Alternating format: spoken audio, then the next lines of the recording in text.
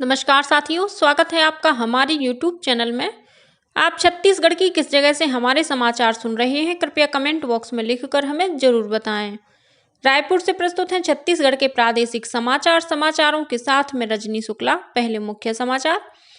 केंद्रीय स्वास्थ्य मंत्रालय ने चीन में सांस संबंधी बीमारियों को देखते हुए राज्यों को तत्काल स्वास्थ्य स्थिति की समीक्षा करने को कहा। बस्तर संभाग में आज से मलेरिया मुक्त छत्तीसगढ़ अभियान का 9वां चरण शुरू होगा। 1.5 लाख से अधिक लोगों की जांच का लक्ष्य। दंतेवाड़ा से बेलाडीला के बीच माओवादियों ने भांसी डामर प्लांट सहित सड़क निर्माण कार्य में लगे 14 वाहनों में आग लगाई। नारायणपुर में सड़क मार्ग को बाधित किया।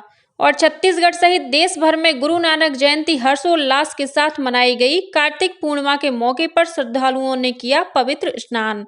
अब समाचार विस्तार से।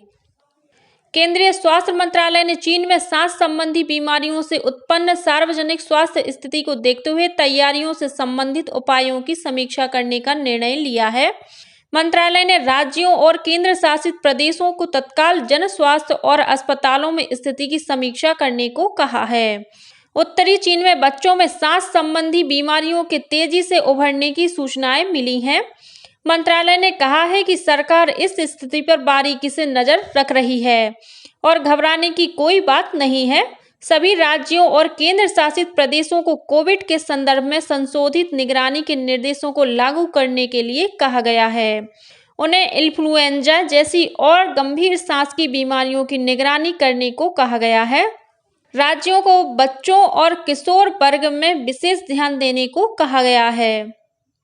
केंद्र सरकार ने Ayushman Bharat health and wellness का नाम बदलकर आयुष्मान आरोग्य मंदिर कर दिया है। इसका टैगलाइन आरोग्यम परमम धनम है। सभी राज्यों और केंद्र शासित प्रदेशों को एक पत्र के जरिए दिशा निर्देश जारी करके इसके वर्तमान नाम को उचित तरीके से बदलने को कहा गया है। मंत्रालय ने नाम बदलने के काम को पूरा करने के बाद प्राथमिक स्वास्थ्य केंद्रों की तस्वीर भी अपलोड करने को कहा है। संविधान दिवस के अवसर पर बिलासपुर स्थित उच्च न्यायालय में न्यायपालिका के समक्ष मौजूद चुनौती और निराकरण विषय पर संगोष्ठी आयोजित की गई। कार्यक्रम के मुख्य अतिथि छत्तीसगढ़ उच्च न्यायालय के न्यायाधीश नरेंद्र कुमार व्यास और विशिष्ट अतिथि न्यायाधीश राकेश कुमार पांडे थे। इस मौके पर न्यायाधीशों ने संविधान की उद्देशिका का वाचन किया। कार्यक्रम में न्यायाधीश श्री व्यास ने कहा कि संविधान के पालन में न्याय व्यवस्था को सरल बनाकर जन जन को इससे जोड़ना न्यायाधीशों का प्राथमिक कर्तव्य होना चाहिए। वहीं न्यायाधीश श्री पांडे ने भारतीय संविधान के महत्व पर प्रकाश डालते हुए कहा कि यह नागरिकों के हितों और उनके मौलिक अधिकारों की रक्षा करता है। वहीं संगोष्ठी में न्यायपालिका के समक्ष मौजूद चुनौती और उनके निराकरण के लिए उठाए जाने वाले कदमों के बारे में चर्चा की गई। बस्तर संभाग में आज 28 नवंबर से मलेरिया मुक्त छत्तीसगढ़ अभियान का 9वां चरण शुरू होगा। यह अभियान आगामी 18 दिसंबर तक चलेगा। इस अभियान के दौरान अबूझमाड़ सहित अन्य मलेरिया प्रभावित क्षेत्रों में 1.5 लाख से अधिक लोगों की मलेरिया जांच की जाएगी। इसके लिए सर्वे दल के अलावा सुपरवाइजर की भी ड्यूटी लगाई गई है। स्वास्थ्य कार्यकर्ताओं द्वारा मलेरिया प्रभावित लोगों को तत्काल एंटी मलेरिया की दवाई खिलाई जाएगी। वहीं दवा की दूसरी और तीसरी डोज भी मितानिनों की निगरानी में दी जाएगी ताकि लोगों का पूरा इलाज हो सके। इस अभियान को सफल बनाने के लिए पिछले दिनों सर्वे दलों का प्रशिक्षण भी दिया गया।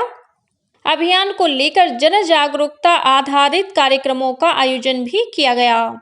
इनमें स्थानीय भाषा में नुक्कड़ नाटक के माध्यम से लोगों को जागरूक कर मच्छरदानी का इस्तेमाल करने और घर की दीवारों पर मलेरिया रोधी दवा का छिड़काव करने के लिए प्रेरित किया गया।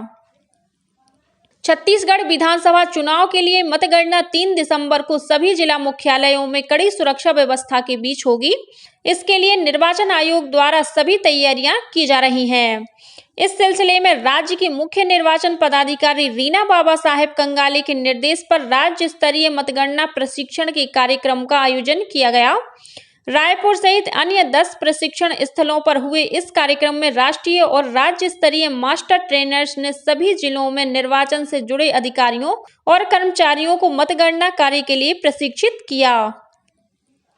दंतेवाड़ा से बेलाडीला के बीच बीती रात माओवादियों ने भांसी डामर प्लांट सहित किरंदुल सड़क निर्माण कार्य में लगे 14 वाहनों में आग लगा दी। मिली जानकारी के मुताबिक दुर्ग की एक कंपनी के कर्मचारी दंतेवाड़ा से बेलाडीला के बीच सड़क सुधार और विनिर्माण के काम में लगे हुए थे। इसी दौरान भांसी स्थित कैंप में करीब 50 की संख्या में माओवादी पहुंचे। उन्होंने 4 Hyva, 4 pickup, 1 JCB, 1 crane, 1 shifter truck, 2 पानी टैंकर, 1 मिक्सर वाहन सहित 14 वाहनों में आग लगा दी।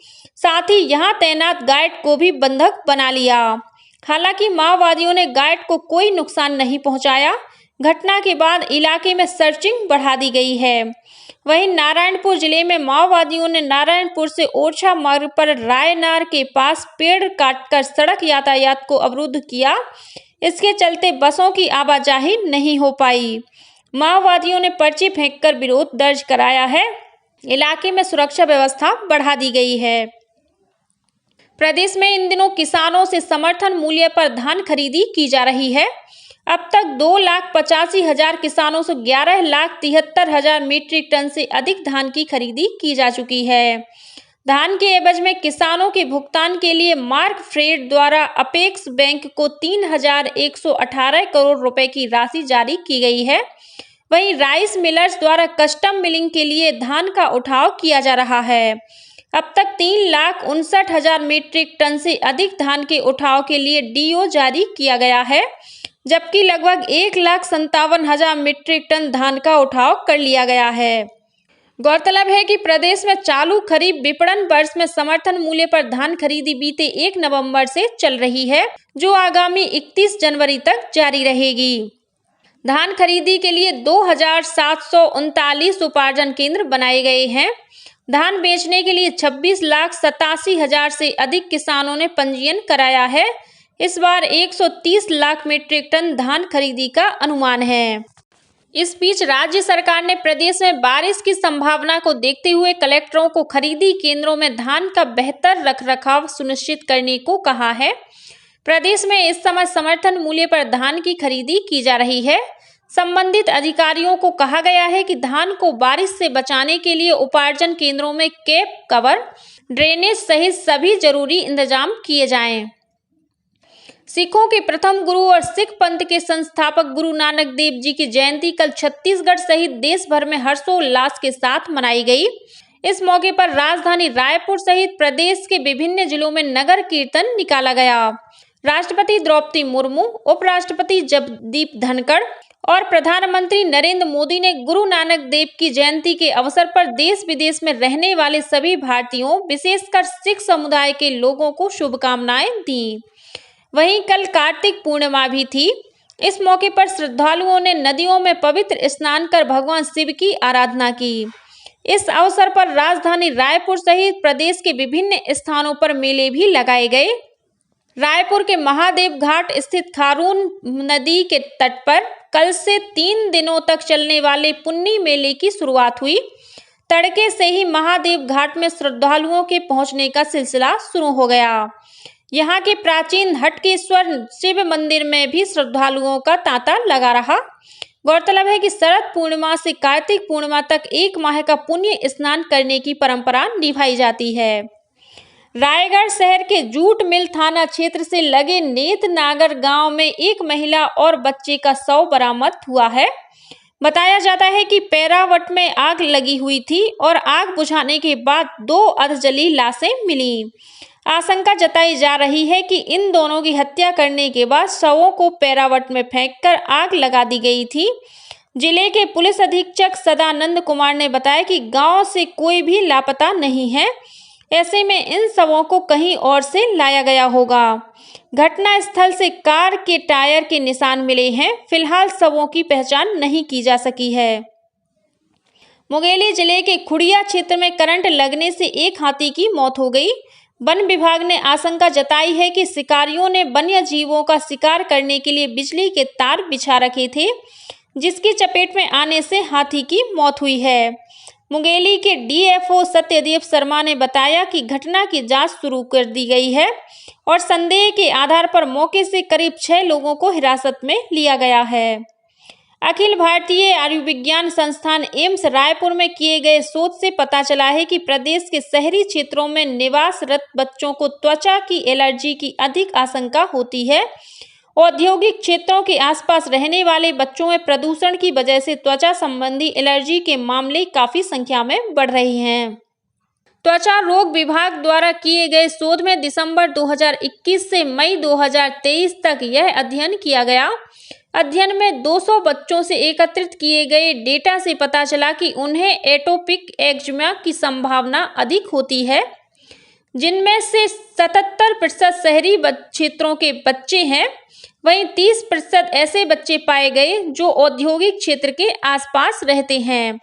और अब पेश है मौसम का हाल। राज्य में आगामी दिसंबर के महीने में कड़ाके की ठंड पड़ने की संभावना है। वहीं आने वाले 2 दिनों के दौरान 1-2 स्थान पर हल्की से मध्यम बारिश हो सकती है। इस दौरान 1-2 स्थानों पर आकाशीय बिजली गिरने की चेतावनी भी दी गई है। आगामी 2 दिनों के दौरान वर्षा का क्षेत्र मुख्यतः उत्तरी छत्तीसगढ़ रहने वाला है। मौसम वैज्ञानिक HP चंद्रा ने बताया कि बंगाल की खाड़ी से बड़े पैमाने पर नमी आ रही है। वहीं मध्य प्रदेश में भी एक चक्रवात बना हुआ है। इसका असर राज्य के मौसम पर भी पड़ा है और तापमान में गिरावट दर्ज की गई है। ठंडी हवाओं की वजह से पिछले 1 हफ्ते से सरगुजा संभाग के तापमान में गिरावट आ रही है। कल अंबिकापुर में इस मौसम में पहली बार पारा 10 डिग्री सेल्सियस से नीचे पहुंच गया। मैनपाट और बलरामपुर जिले के सामरीपाट इलाके में भी कड़ाके की ठंड पड़ रही है। राजधानी रायपुर सहित आसपास के इलाकों में कल सुबह से ही बादल छाए हैं। इसी के साथ छत्तीसगढ़ के समाचारों का ये बुलेटिन समाप्त हुआ। नमस्कार।